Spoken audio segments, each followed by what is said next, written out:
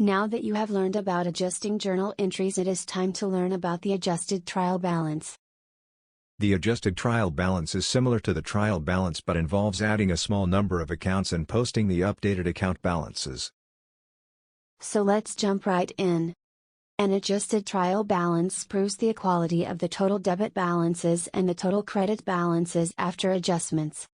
You will notice that there are more accounts on the adjusted trial balance versus the unadjusted trial balance shown in the video How to Prepare a Trial Balance video. The accounts highlighted in red are accounts that appear on the adjusted trial balance and not the unadjusted trial balance for this company because they appear in the adjusting journal entries that this company would have made. An adjusted trial balance is very similar to an unadjusted trial balance.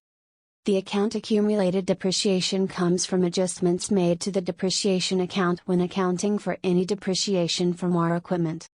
For example, the adjusting journal entry we would have to make for accumulated depreciation is a debit to depreciation expense for the amount.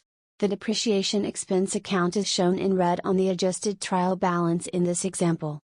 The journal entry also includes a credit to accumulated depreciation for the amount which is also shown on the adjusted trial balance in red in this example. The supplies expense account comes from the adjustments made to our supplies account. Supplies are expensed when they are used. For more information, refer to the examples in the adjusting journal entry video on our channel.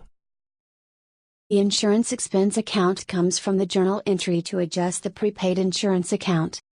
This shows us recognizing the expense that came from using our prepaid months of insurance. The depreciation expense comes from our adjustment of the amount of depreciation on our equipment. This is considered an expense because we use the piece of equipment for the period of time and we have to record the depreciation of our asset over that period of time.